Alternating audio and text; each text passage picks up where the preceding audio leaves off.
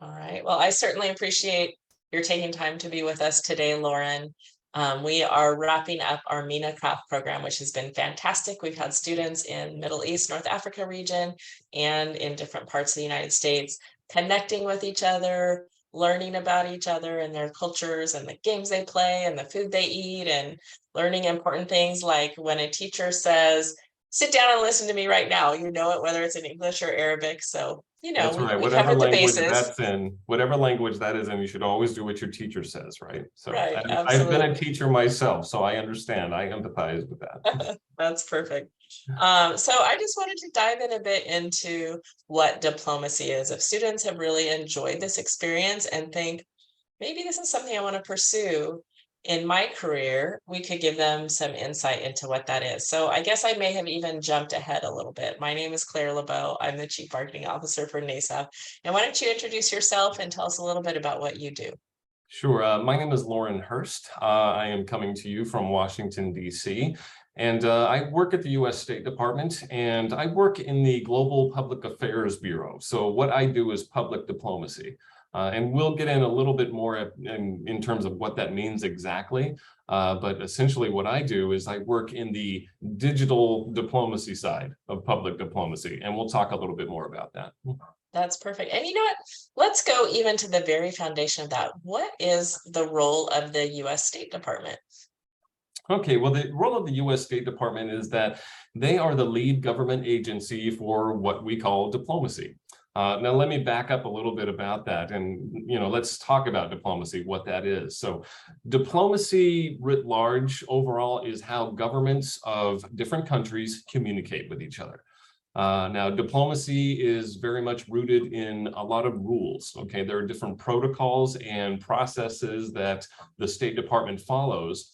And all the different countries around the world, they speak that same language. They all follow the same rules so that they know how to interact with each other. In fact, there's a lot of what you might call pageantry involved. When the U.S. Senate approves an ambassador to go to a different country, that ambassador will go to that government, let's say it's Germany, and they will actually present their credentials and say, I have been nominated and approved to be the ambassador of the United States to your country. And then that person is approved and accepted. And the ambassador is the main representative of the US government to that foreign country. And so the State Department manages all of that. Now, there are different types of diplomacy. One is what you would call political diplomacy, and an extension of that is military diplomacy. So these have to do with, maybe things like human rights, different policies, and of course, military ties. Militaries cooperate and talk to each other through military alliances and that sort of thing. Another type of diplomacy is economic, or what you would call commercial diplomacy. Now, this has to do with how nations do business with each other. And the business communities of all the different nations communicate very regularly with the State Department to make their interests and their voices heard when they are trading with different countries. Now, another area is public affairs and public diplomacy, which is the area that I work in. Now, this has to do with how we deal with the newspapers, how we deal with the press. Public diplomacy is how do we reach out to the foreign publics of the individual and the individuals that we actually want to teach about the United States, who are interested in studying in the United States. Public diplomacy covers all of that, such as educational exchange, social media, and how we're interacting with those different publics. Now, I wanted to, we can get into this a little bit further, but I want to differentiate between two terms that you'll hear a lot in when you're talking about diplomacy. One is called hard power. Okay, hard power is political and military power, which basically says that, if my country disagrees with your country and we can't come to some sort of agreement, I can use my military to force you to agree with me. Okay, now this is where wars come in. Okay, so that's what you call hard power. Now, public affairs and public diplomacy is what you would call the exercise of soft power.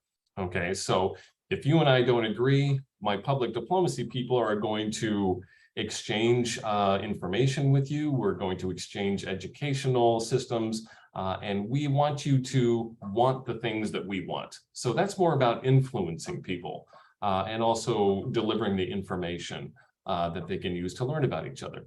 And that's really the best way to do diplomacy, is through agreement rather than hard power. So absolutely. That sounds a little more grassroots also. Yes. Yeah, that's fantastic. So as a student, um, I imagine not very many students know about diplomacy as a career path. How did you yourself end up getting involved in this line of work? well, yeah, my beginnings with diplomacy go back a long way. I mean, one of the ways that you can do it if you're a student is to seek out different exchange programs where you can go visit with people with foreign nationals who are living in your country. There are lots of organizations, nonprofit organizations, and particularly educational institutions which do exchanges these days. That's how originally I got started. I was fascinated I wanted to learn a foreign language, and I wanted to actually go to Europe. And so I ended up going to school in France for a year to study French. And that's where I really got started. I was a student at university, and they had an exchange program where you can go study abroad. And so I signed up for that. I was accepted, and I lived for a year in France. And after that, I never looked back. The idea of living overseas and learning a different language was such a great experience, such an eye-opening experience, that it was something that I embraced, thereafter. And it also led to a lot of career opportunities as well, which is, how I ended up at the State Department. That journey has taken me from being a student all the way to practicing public diplomacy. So if you're interested in that sort of international agreement and collaborating with others and that kind of thing, I imagine the State Department is one path, but what are some other paths? I know a friend of ours, their daughter is studying international business, and that feels like a similar flavor, right? Maybe what you said, the soft power of connecting with other companies and learning about other companies. What are some ways other than the State Department that people might be involved in a similar type of work?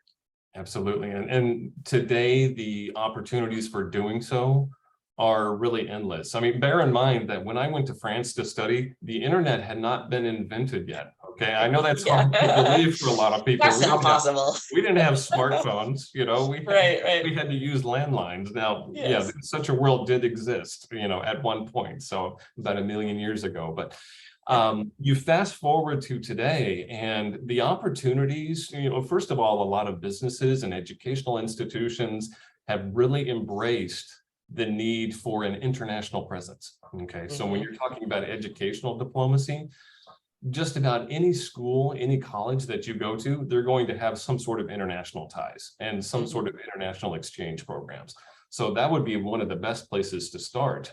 If you're interested in doing something in the diplomatic space, something internationally, there are so many different ways to approach it now. That would be the best place to start, is to just go, where you are studying right now and ask around saying, what are we doing internationally? What are some of the programs that I could go study overseas? Who are some people that are living in my own country who I could go talk to?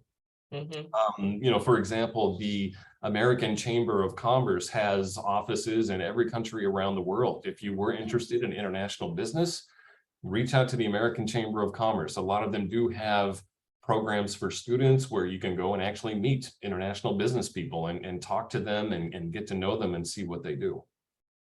That's really interesting. I didn't know about that organization. I know my daughter also studied abroad when she was in college. There was a group on campus that she met where there were a lot of international students in the United States, and she got to know them. And then when she went to study abroad, it was great because she had friends in all kinds of countries. So she could go visit and stay with them. And it was a phenomenal experience. So I agree with you. That's a great place to start for students. That's right. And social media, of course, just opens up all kinds of connections. I mean, one of the favorite sayings that I have is that the internet killed geography. For example. Oh, so true. The internet killed geography. I mean, right now, I mean, I can get on a Zoom call with you in California. I'm in Washington, D.C. When we're done, I could hop on. I was on a call with Tokyo just the other day. And so the technology really enables us to reach out and make connections just about anywhere, anytime. So it's quite a fascinating thing that the technology allows us to develop those relationships. Right. So we'll wrap up here, but I'm just curious, in your work and communicating and talking with different people from around the world, what is it that you really enjoy about that? Well, one thing that I really enjoy about my work is, first of all, I get to work with the technology. It's a cutting edge. We're sort of like the tip of the spear, I guess you could say, when it comes to public diplomacy. I develop strategies and I manage virtual programs. So a lot like what we do here. Okay, you can get on Zoom calls and just have conversations with people, but I develop public diplomacy strategies that help us spread that out and use it in a strategic way so that we can achieve our messaging and influence objectives. Remember, soft power, that's what we're all trying to do here. So, and another thing that I enjoy about this is that there's always something new to learn. You're always able to find out new ways that people are using to practice their own ways of public diplomacy. And also, I get to talk to a lot of people who are experts in fields, specifically in sustainability, which has to do with clean energy, has to do with addressing climate change, biodiversity, those things. I love the natural world, and so I've always loved the natural world. And to be able to talk to those experts and help amplify and deliver their messages to people around the world who want to know about those things, that's really a privilege for me to be able to do that. So it's an effective and useful way for me to spend my time. That's fantastic. I love that. Well, Loren, we certainly appreciate your taking some time out of your busy day and helping to expand the minds of our students. And we're looking forward to more exchange programs in the future. Virtual exchange, which is the first step to what you described of being able to travel overseas wherever you are. So we will, in the short term, continue using the internet for those connections. And then hopefully for the students in the longer term, they'll be able to actually visit in person as well. But thank you so much for taking your time and sharing with us. Absolutely. I'm glad to be here. Thank you.